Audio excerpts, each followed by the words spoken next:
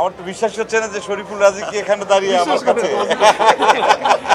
আমি বিশ্বাস আমার ভয়ও করছে যদি ওই রকম ভাবে যদি একটা যদি কোপ দিয়ে দেয়। আমার আজকের আসাটাও চমক, আর পর্দায় যারা ইনসাফ দেখতে আসবেন তাদের জন্য একটা চমক। তা সেই চমকটা আমরা না বলি, যারা হলে আসবেন, যারা ইনসাফ দেখবেন, তারা শেষ চমকটা দেখতে পারবেন যে চমকটা আসলে কি। আমি নিজে এসে নিজে চমকিত হয়েছি সব কিছু দেখে, কারণ দুর্দান্ত লেগেছে সত্যি কথা। সঞ্জয়ের কাজ, রাজের অভিনয়, ফারিনের অভিনয়, টোটাল টিম, বাবু ভাই ছিলেন, তারপর আমাদের নিধি আছে এখানে, নিধির ব্যাকগ্রাউন্ড স্কোর সব কিছু মিলিয়েই অন্য এক ধরনের ফিল পাচ্ছিলাম। এবং অ্যাকশন সিকোয়েন্সগুলো তো আমার কাছে দুর্দান্ত লেগেছে, এবং আমার তো বিশ্বাস হচ্ছে না যে শরীফুল রাজি কি এখানে দাঁড়িয়ে আমার কাছে।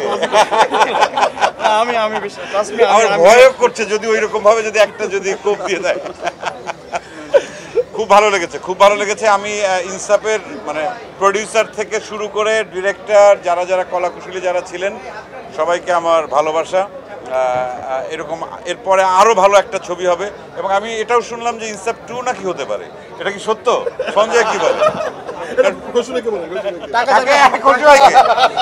যেহেতু শেষে আমাকে কিভাবে যেন শেষে যখন আমাকে দেখালো, তার মানে কি আমি কি এইটুকুই শেষ?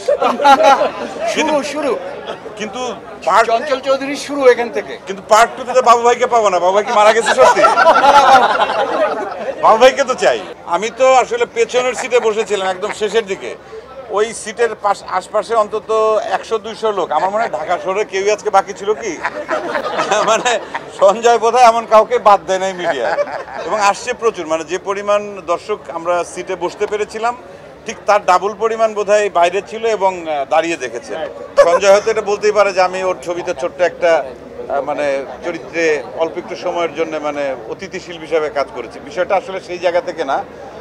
আমি আসলে ব্যক্তিগতভাবে চাই আমাদের সামগ্রিক সিনেমার আসলে ডেভেলপমেন্টটা, এবং আমাদের সিনেমা যেন সারা বছর ধরে এরকম উৎসব মুখর পরিবেশে সিনেমা হলের জন্য দর্শকরা আসেন, দেখেন, এনজয় করেন। শুধুমাত্র 2 ঈদকে কেন্দ্র করে আর বাকি 8 মাস ফাঁকা থাকলো, সিনেমা হল বন্ধ থাকলো, সেটা যেন না হয়। সেক্ষেত্রে সবাই আমরা সবার সঙ্গে আমরা একসঙ্গে কাজ করি। আমরা চাই যে সারা বছর ভালো ভালো সিনেমা নির্মিত হোক এবং দর্শক হলে এসে সেই সিনেমা দেখুক। এবং সেই জায়গার থেকেই কিন্তু আমি তুফান সিনেমাতেও সাকিবের সঙ্গে কিন্তু গেস্ট অ্যাপিয়ারেন্স বাবু ছিলেন তুফানে, আমিও ছিলাম। আবার এখানে সঞ্জয় বলেছে আমি দিয়েছি, আবার মোশাররফ দিয়েছে গেস্ট অ্যাপিয়ারেন্স, আবার সাকিব খানের ছবিতে নিশো দিয়েছে, সিয়াম দিয়েছে। তার মানে কি, এটা হচ্ছে যে আমরা সবাই আসলে একসঙ্গে কাজ করতে চাই সিনেমার জন্য।